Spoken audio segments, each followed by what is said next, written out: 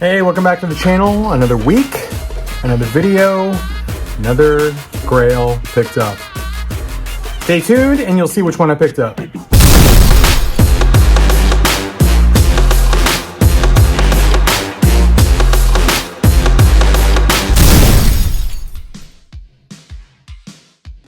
Hey, what's up guys? All right, so we're gonna do a toy haul first, and then we're gonna do a comic book haul, and then I'm gonna show you a grail that I picked up. Let's get started with the toy haul. This originally started as an all Hasbro toy haul.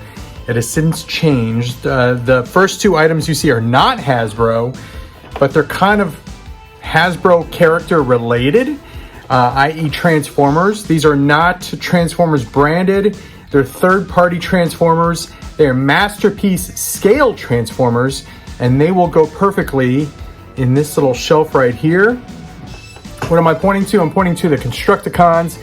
Those are the X-Transbots Constructicons. I got 2 out of 6, and now I have 4 out of 6 because I picked up X-Transbots Razor right there. Bam! Forgot his original name. But I will put it on the screen right here because I don't have time to look it up right now. And then I got X-Transbots. What are they calling this guy? Gravedigger. Gravedigger. Hell freaking yes. I'm surprised I didn't get copyright claim for the monster truck Gravedigger. Box art there, and then that's not what he transforms into. That's the wrong picture. He transforms into the frickin', where's the picture? For frick's sake! He transforms into that. They have like the blueprint thing right there. But I, again, forgot his original name, so I'll put it on the screen right here. Bam! And you know what? I actually already took them out of the box because I was so freaking excited to get these guys out of the box and see how they were. I will say, I've been collecting X-Transbots for a while, and they have really, really turned up their quality with these Constructicons. Feels like, listen to that ASMR. Ratchets. Ratcheted knees. You have ratcheted elbows? No. Not ratcheted elbows, not ratcheted shoulders, but those knees are freaking ratchety as hell. He looks great. Look at that color. Beautiful color. So, not Hot Toys. Jeez, freaking Louise. Fans Toys. I was close there. I had the toys part down. Fans Toys is also doing Constructicons. Those look a little different, slightly different color. I really like the X-Transbots color. But these look freaking fantastic. He looks great. He's gonna look great on that shelf ski. But hold on, one more time.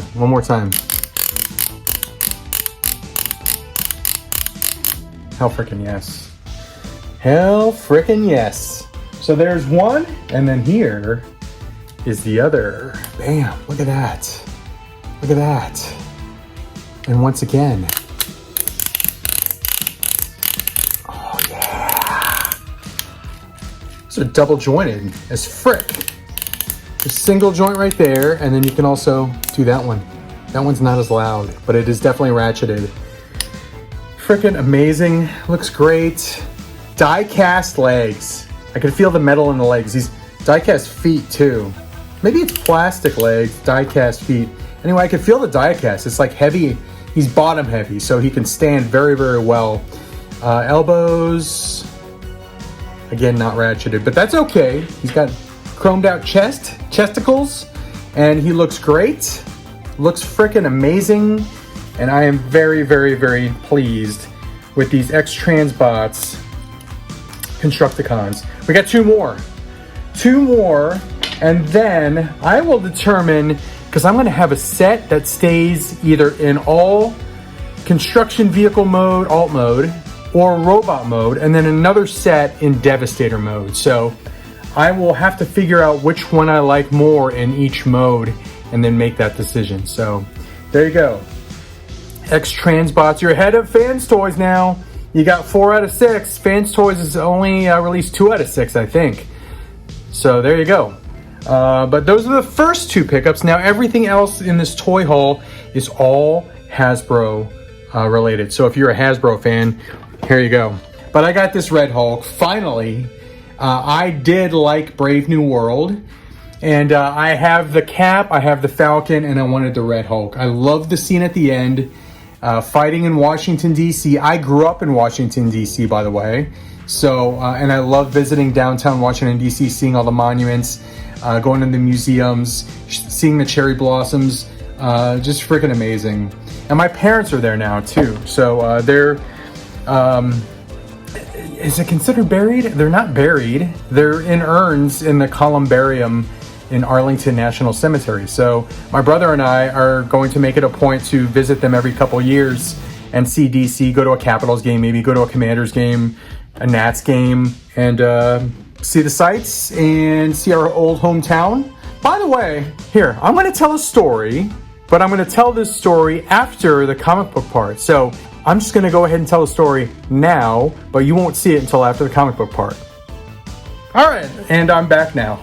I don't remember where I last left off. I was telling a story, which you'll see later on in the video after the comic haul. So if you don't like the comic haul, it's going to be kind of weird when I tell the story, but so you might want to watch the comic haul. It's a longer comic haul, but just freaking sit there and background noise it, like I do with YouTube videos. I just have it on in the background while I do stuff. Anyway, let's get on to the rest of this haul.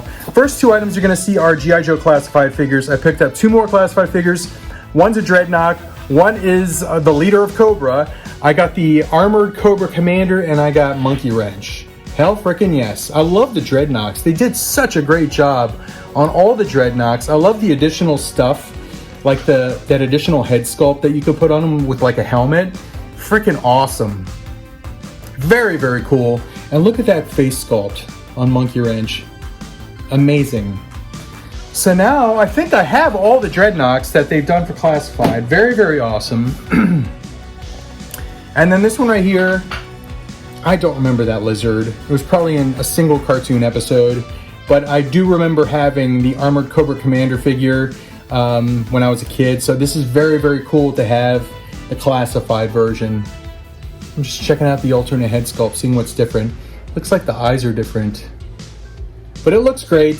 Very, very excited. G.I. Joe Classified. Still my favorite, like, mainline series to collect. Out of everything that I collect. My favorite one. Alright, let's move on to Marvel Legends now. Alright, I have two more of these on the way. They should get here anytime from Entertainment Earth. But these were on the shelf for like a split second. And I was like, okay, they look good. I like the packaging. First of all, I'm going to throw away the packaging, but I like the way it looks. Figures look great. But I want to see if I like the movie before I commit to buying the figures. The movie is called Fantastic Four. I saw the Fantastic Four movie, and at the time, F1 was my favorite movie of the year. After seeing Fantastic Four, it became my favorite movie of 2025. Now, I have since seen another movie, and I'll tell you which movie that is. I saw Weapons, and Weapons is now my favorite movie of the year. So, anyway, going back to Fantastic Four, I got some Fantastic Four figures. These were on the shelf for a split second. I think I saw the movie like a week and a half late because we were on vacation. And by the time I had seen the movie and I was like, okay, I'm going to get the figures, they were freaking cleaned out. I had to buy these. I think Big Bad is where I got these. But I got Johnny Storm, Silver Surfer. She was freaking awesome in Weapons, by the way. Julia Garner. Is that her name? Julia Garner. Is that her name? Or am I thinking that that's freaking Elektra? What the hell's her name? The hell's her name? Do they have the same name? Garner. Julia Garner. I don't freaking know. And I got Sue Storm, Invisible Woman, who is not invisible and has no invisible accessories. She has the little force field thing, which you can see there, but it would have been cool if she had like an invisible limb or something. But I got her. Julia Garner. Who was the lady that played Elektra that was married to Ben Affleck? Isn't her name Garner also? And then I got The Thing. Hell freaking yes. I loved that movie. Such a great movie. Can't wait to get it on 4K. But definitely picking that up. Last Marvel Legends pickup you see here is a San Diego Comic-Con exclusive. I subscribed to Hasbro Pulse Premium just for this 3-pack. I was kind of against being a Premium Pulse member because I just felt like it was just kind of BS paying $50. And then I realized I do buy a lot of stuff from Hasbro Pulse, so it does kind of make sense to pay the $50 when you're getting free shipping on everything that you buy from there. So it kind of makes sense. I still think it's BS, but anyway, I got this for this, or I got that for this, and it is the freaking Savage Land 3-pack with Savage Land Rogue, Sauron, which I've been wanting. I thought about buying the Build-A-Figure, but this one looks great. And then freaking, what's her ass? Shanna the She-Devil. I have Kazar already. It's a decent Shanna head sculpt. I'm not sure if I like the hair. Her hair looks a little poofy there. But I do like the Rogue a lot. I like the Rogue a lot. Freaking awesome. And then the Sauron looks freaking awesome.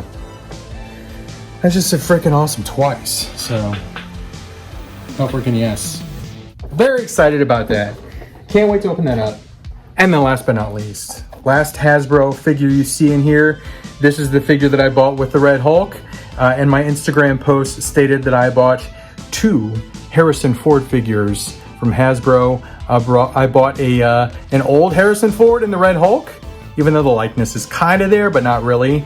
And then I bought a very, in my opinion, a very good likeness to young Harrison Ford. I got this new Black Series Han Solo from A New Hope, and I think it looks freaking awesome. That seems to be the 2 words that I have said a lot in this video. Freaking awesome. So there you go.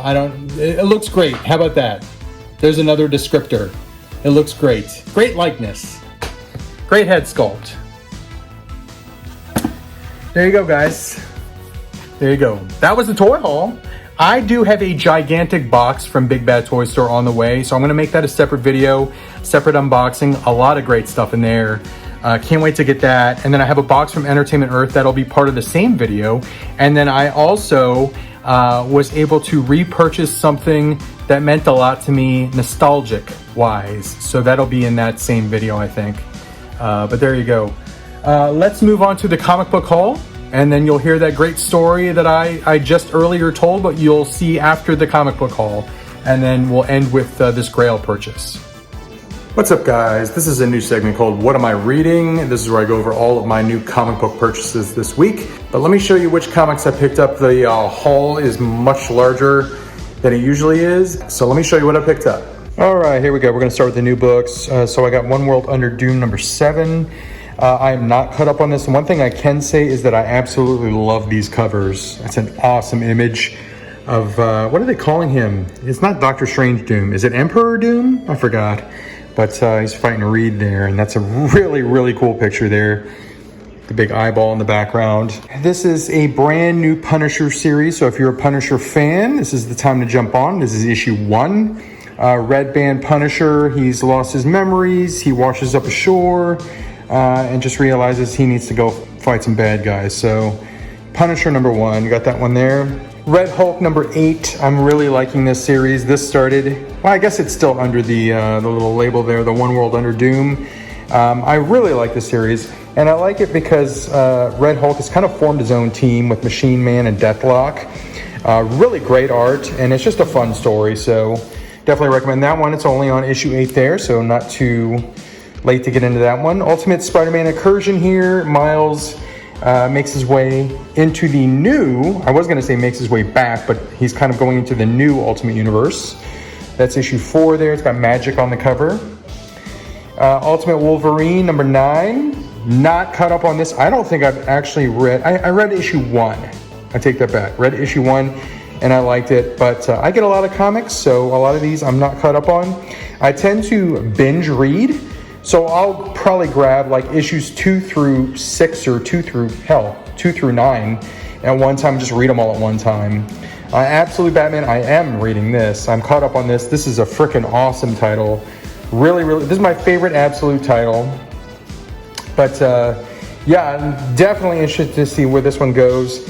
I knew something had to happen with Bruce Wayne's friends, and I don't want to give any spoilers, but he has some friends that are recognizable names, and I knew something was going to happen with them, and now we know kind of what's going to happen with them.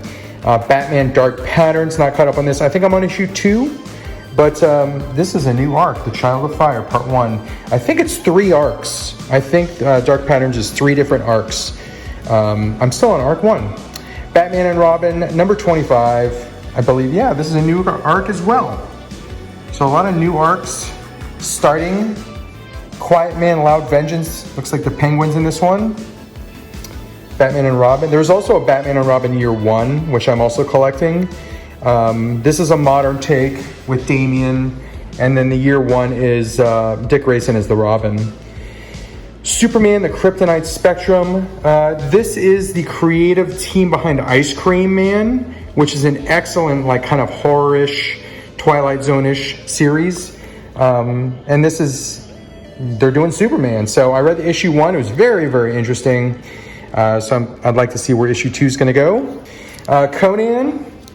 I got the Dan Panosian cover. Really like him as an artist. And he's going to be doing a Punisher book. He's going to be doing interiors too, so I cannot wait for that. And that's going to run alongside the Red book, the Red Band book that you saw there. But yeah, Dan Panosian, hell frickin' yes. Really, really looking forward to that Punisher series. But there's Conan 24 there. Everything Dead and Dying. I did not know what this was about. I read a review, and then I watched a review on YouTube, and it sounded really interesting. So I went and bought the first issue here to see what it was all about. Tate Bromble. That's a cool cover. Look at the dead-ass cow. Milking a dead-ass cow. And then I actually bought 2 covers. I usually do not do this. I usually pick a cover and just buy 1 cover. But in this specific haul, I did it twice. So I bought the cover A, and then this variant cover, just because it's such a freaking gnarly cover. Red Coat, number 14. Not caught up on this, but this is the next title I'm planning to binge read. I think I'm on about issue 5 or 6. But I was watching a review, and I heard the name Dolly Madison. And there's a lot of history from where I used to live. I used to live off of Dolly Madison Boulevard in McLean, Virginia. And Dolly Madison did some stuff way back when. So I kind of want to read this fictional work, which kind of ties into actual events. Anyway, I'm very vague right now with that. Transformers number 24. If there's any book that I am most looking forward to reading right now, as soon as I stop recording, it's this book right here. This wraps up the Daniel Warren Johnson run. And then next issue is 25, and Robert Kirkman picks up Dan Mora, one of my favorite artists, is the new artist, but really excited to see how they end this run. So I got issue 24, that's cover A. Optimus with his janky-ass, newly built arm, standing over Megatron there. And then I got cover B. I don't know if this is B. Which one is this? This is cover C. David Nakayama cover, DNA, Ravage, Soundwave, Rumble, some call him Frenzy, Laserbeak, maybe Frenzy / Rumble in the chest there, maybe Buzzsaw. Just love this cover. Soundwave and the tapes, freaking awesome. Oh, I just noticed that too. That is Devastator's leg in the background. Those are legs. That's a freaking awesome cover. So those are the new books that I picked up. Now, on to the back issues that I picked up. This comic right here I actually did not have in my collection. There are only 2 more McFarlane Amazing Spider-Man books I do not have. So this one, there was 3, and then I picked up this one right here. Issue 298, Amazing Spider-Man. Beautiful condition. Look at the spine there. 1987 McFarlane. Look at that webbing. I think that's what kind of got me, like, it drew my eye when I saw it on the comic rack at my local grocery store, 7-Eleven, or wherever I picked it up. But just the detail on the webbing that he drew, he really brought something new to this character and to comics in general. I really wish he would go back to drawing again. But yeah, there's 298, the first Todd McFarlane on Amazing Spider-Man right there. And I believe this has a cameo of Venom as well at the end. After McFarlane left to go do Spawn, Eric Larson picked up drawing duties. Actually, you know what? I take that back. I think Eric Larson started when Todd McFarlane got his own Spider-Man book. And they started Spider-Man #1, and then Eric Larson picked up and did the art on Amazing Spider-Man, which I loved Eric Larson's art back then. And then they both left to go do their Image books, Savage Dragon and Spawn. So there you go. I think that's the history. Tri-Sentinel, issue 329. These are all books that I did not have. 331 with Punisher. And there's Venom making an early appearance. And then there's one, You're Gonna Die. Venom there. Kiss your Aunt May goodbye, Spider-Man. It's a terrible Venom. It's probably not what he sounds like. But that's how I hear him in my head. Here's Mary Jane. 332. 333. I love this cover. I remember picking this one up off the spinner rack. Love this cover so much. 334. Doc Ock, Electro, Return of the Sinister Six. And then I actually did not have, I thought I had the entire run. I did not have these early Jim Lee X-Men issues. So I got 6, Sabretooth, Wolverine, Psylocke. Excellent Psylocke right there. Then there's Omega Red and Wolverine, issue 7. And then there's Bishop. Ghost Rider's in this one. Again, another Jim Lee issue. And then Ghost Rider again. Jim Lee. And then the return of Longshot. Longshot was in Uncanny X-Men. He was part of the team, the Outback team. And then he left the team. So I was happy to see that he came back, but he ended up not rejoining the team. Or if he did rejoin, he wasn't part of the team for very long. So anyway, there you go. Big, huge stack of old books and new books. This stack will usually not be this large. I won't have all these back issues, but I'll show you all my new pickups every week. So there you go. So in the comic book part that you just watched, you saw that I got Red Coat number, I think it was number 14. And the reason I got it, well, I mean, I already collect it. I've been collecting Red Coat, but it also deals with Dolly Madison. So I found out this week, I did not know this, but I did a kind of extensive research on it. So Dolly Madison, in the comic book, Dolly Madison runs into the White House to take down an original painting of George Washington because the White House is being set on fire by the British. It's the War of 1812, the British are setting fire to Washington, D.C. Look it up, it happened in history. But they set fire to D.C., burned the entire city down practically, burned the White House down, and Dolly Madison, the wife of James Madison, the 4th president, ran inside to grab an oil painting, I think, on a canvas of George Washington. It was on a big wooden frame. They had to unnail it to the frame, and then she rolled it up and put it in a tube. What she also grabbed before she left the White House to keep safe was the Declaration of Independence of the United States, obviously, and the Constitution. Two very, very, very important documents to the history of our entire country. She grabbed those and took them with her and then fled Washington, D.C. She went right into McLean, Virginia, where I grew up. And I grew up in a house, in a neighborhood, located directly behind what was called the Salona Estate, where Dolly Madison stayed overnight.